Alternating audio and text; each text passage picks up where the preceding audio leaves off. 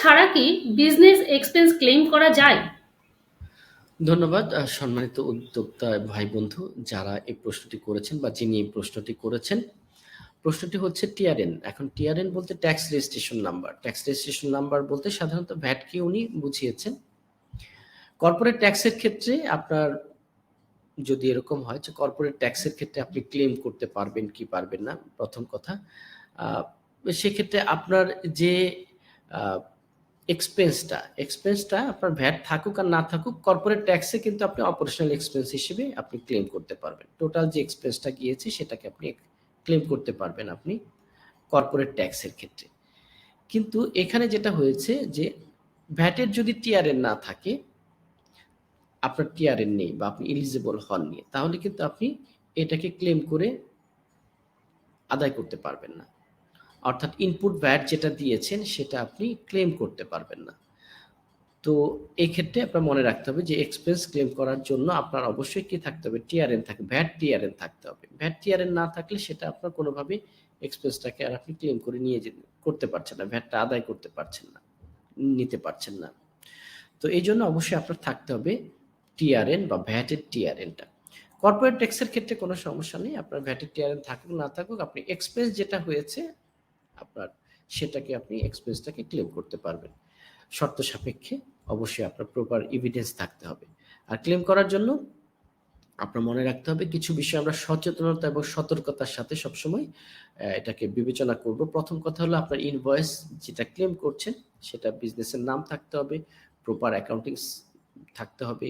তারপর যেটা হচ্ছে যে এক্সপেন্স যেটা পারপাস, যে উদ্দেশ্যে হয়েছে সে পারপাসটা সঠিকভাবে বর্ণনা থাকতে হবে। আর যদি ব্যাংকের মাধ্যমে ট্রানজ্যাকশন হয়ে থাকে সেটা প্রুফ থাকতে হবে।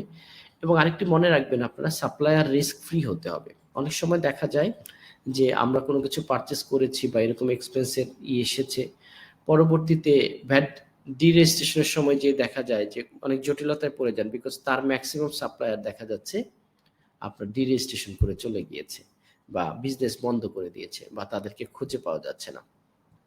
এই জন্য আপনার কাস্টমারের কেওয়াইসি যেমন পূরণ করা বা সচেতনতার সাথে আপনাকে মেনটেন করতে হবে। আপনার সাপ্লায়ার যে আছে, সাপ্লায়ার যারা আছে তাদেরকেও আপনি ভালোভাবে পরিচিতিটা রাখতে হবে যে সাপ্লায়ার কারা, তার বিজনেস স্ট্রেংথ কেমন। আমরা অনেক সময় কমপ্লেন পাই বা এটা যে আমার ছোট কোম্পানি, আমার কাছ থেকে কেউ পণ্য নিতে চাচ্ছে না কারণ আমার টিআরএন নাই।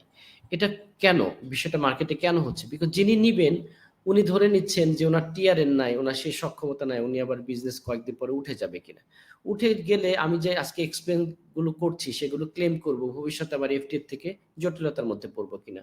ওই এক্সপেন্স গুলো ক্লেম করার পরে বা এক্সপেন্স গুলো যখন আমি দেখাবো, এই কোম্পানি উঠে যায় যদি, তখন এফটির থেকে বলে কোম্পানি, তোমার কোম্পানির মধ্যে ম্যাক্সিমাম কোম্পানিগুলো যারা সাপ্লায়ার ছিল তারা বন্ধ হয়ে গেছে, তার মানে এখানে তোমারও ঝামেলা থাকতে পারে। এই ধরনের জটিলতায় যেন না পড়ি, এই জন্য তারা এই সাপ্লায়ারদেরকে ভেরিফাই করে বারবার। সাপ্লায়ার স্ট্রেন্থটা, ফাইন্যান্সিয়াল স্ট্রেন্থ, সক্ষমতা, পরিচিতি, এটা খুবই ভালো বিষয়। এই সচেতনতা থাকা উচিত। তো এই জন্য আর আপনার ভ্যাট রেজিস্ট্রেশনের জন্য ১,৮৭,৫০০ দিরহাম আপনাকে করতে হবে। যেহেতু এটার আগে আপনি ভ্যাট সার্টিফিকেট পাচ্ছেন না, সেজন্য আপনিও দ্রুত আপনার বিজনেসকে ইমপ্রুভ এর চেষ্টা করবেন।